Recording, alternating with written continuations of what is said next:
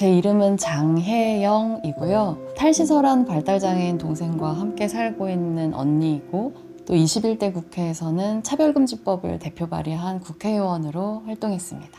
안녕하세요. 저는 한국 사회 이주민이고 여성이고 언어를 벼리면서 작업을 하고 있는 배우이자 작가 배튤이라고 합니다.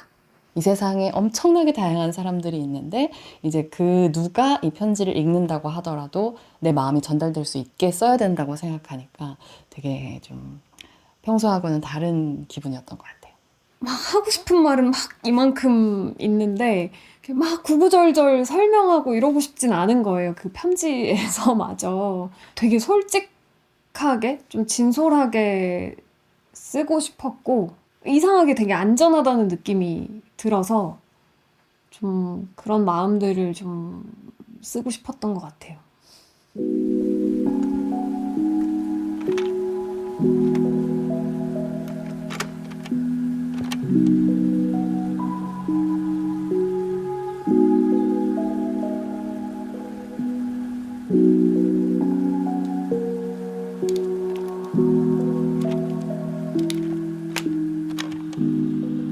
차별에 대해서 계속 문제 제기하고 목소리 내는 것은 필연적으로 좀 고독을 각오해야 되는 일인 것 같아요.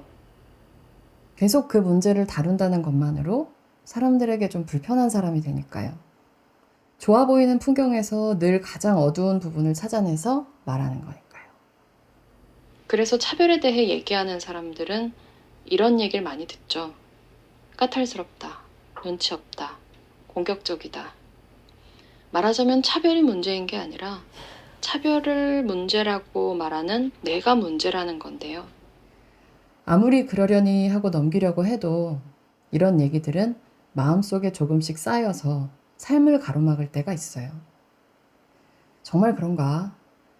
이게 내가 정말 까탈스러워서, 눈치가 없어서, 공격적이라서, 그래서 다른 사람들은 별로 문제라고 생각하지도 않은 일을 붙잡고 공연히 소란을 피우고 있는 건가?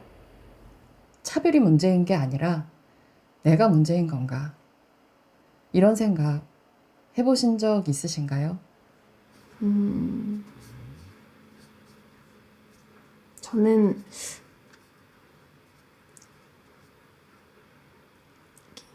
항상 문제를 일으키는 사람이었거든요. 저도 뭔가 항상 근데 그게 아니라로 시작하는 말들을 해야만 하는 위치에 있었고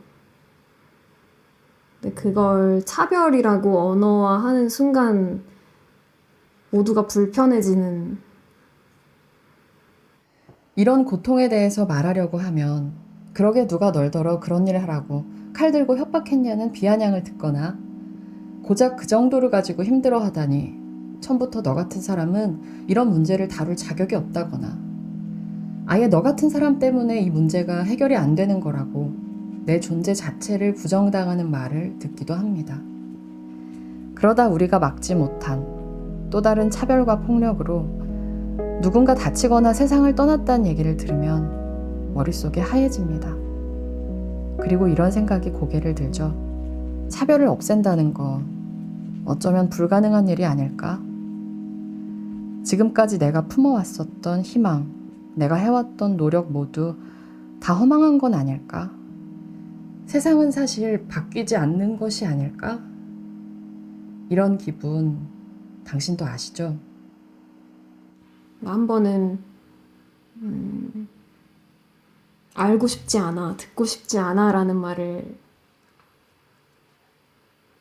들어야 했고 그게 저한테 되게 오래 남을 만큼 좀 아픈 기억인데 그때 그럴 때 제 옆에서 그냥 단 한 사람만이라도 이렇게 같이 울어주거나 같이 편을 들어줬더라면 참 좋았을 것 같아요. 근데 모든 그런 순간이 그렇지는 못했었거든요. 저는 그랬어요. 이런 마음이 저를 찾아올 때 가만히 누워서 생각을 했어요. 아, 나 지금 힘들구나. 나 지금 지쳤구나. 위로가 필요하구나. 격려가 필요하구나. 내 얘기를 들어줄 사람들이 너무너무 필요하구나.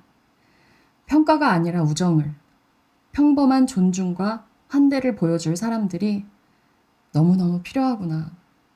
너무나 인간적인 이 감정을 인정할 수 있게 되면 내가 해왔던 이 소중한 일을 포기하는 대신에, 나 자신을 포기하는 대신에 누구에게 메시지를 보내야 할지 알 수 있었어요. 그건 인류를 구하는 얘기 말고도 시시한 얘기를 아무렇지 않게 주고받을 수 있는 내 소중한 친구들, 동료들이었어요. 이 세상의 차별에 대해서 문제 제기하고 목소리 내는 일은 세상에서 가장 쉬운 일은 아니에요. 다른 여러 가지 일들처럼 어려운 점이 있죠. 그 중에 하나는 부당한 차별에 맞선다는 이유로 부당한 차별을 받을 각오를 해야 한다는 점이에요. 이런 일을 겪을 것을 알면서도 부당함에 함께 맞서는 것을 우리는 연대라고 부르죠. 차별에 맞서는 사람들에게도 연대가 필요해요. 싸우는 당신에게는 연대가 필요합니다. 그래서 저는 당신의 고통에 연대합니다.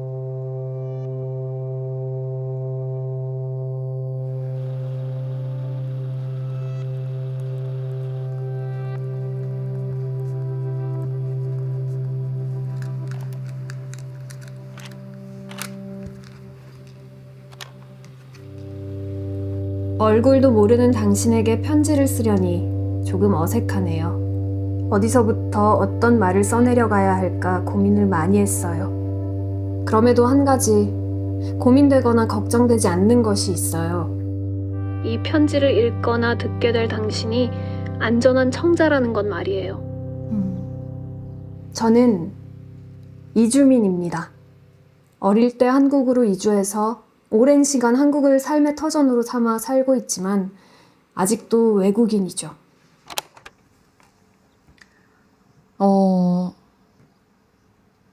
나한테 편지를 보내는 사람이 이주민일 거라고는 생각하지 못했어요. 전혀 생각하지 못했어요.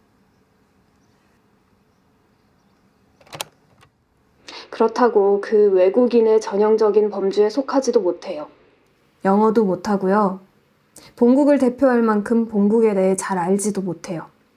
그래서 어릴 때부터 늘 설명해야 하는 위치에 있었어요. 제가 여러모로 전형에서 비껴간 경계에 있다는 걸 말이에요. 아주 쉽게 좌절되곤 했어요. 경계에 있다는 게 어떤 건지 저조차 잘 언어화하지 못했고 명증하지 않은 언어가 사람들에게 잘 가닿지도 못했거든요.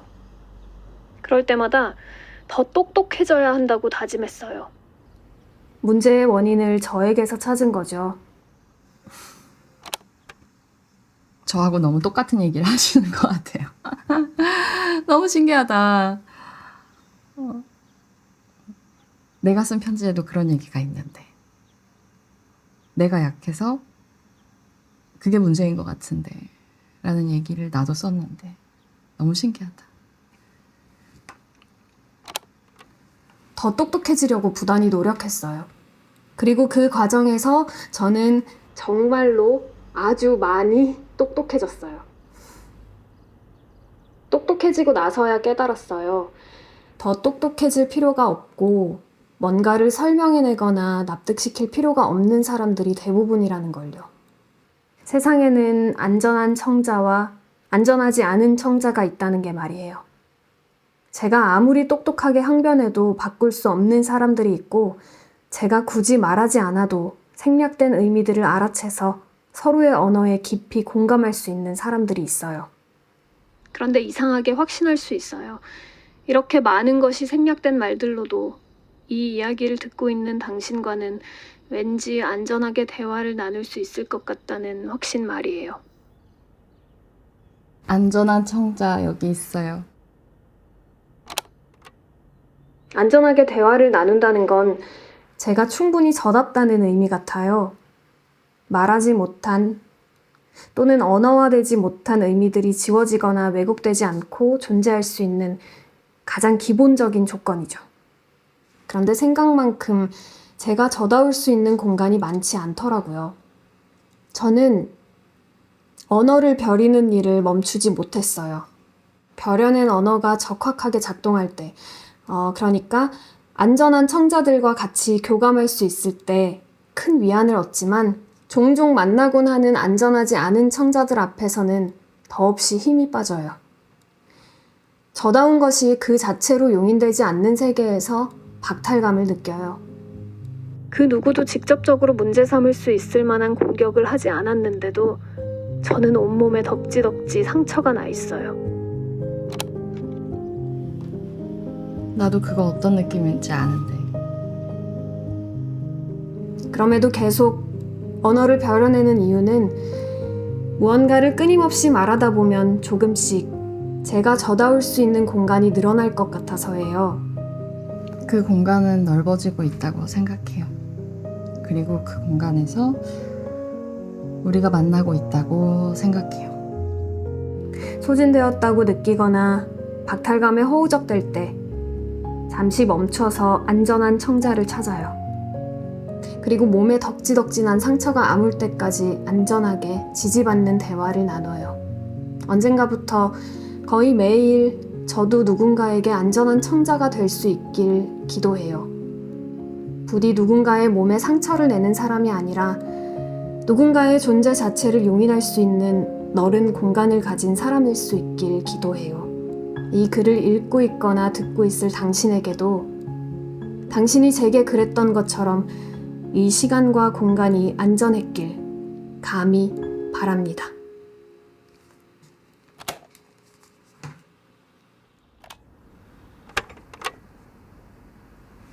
고마워요.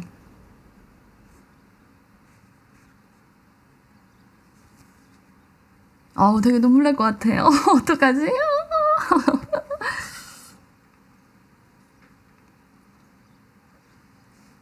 정말 너무 고마워. 그리고 진짜 궁금하네요. 내가 보낸 메시지를 어떻게 들었을지 너무 궁금하다. 나 같은 기분이면 좋겠다.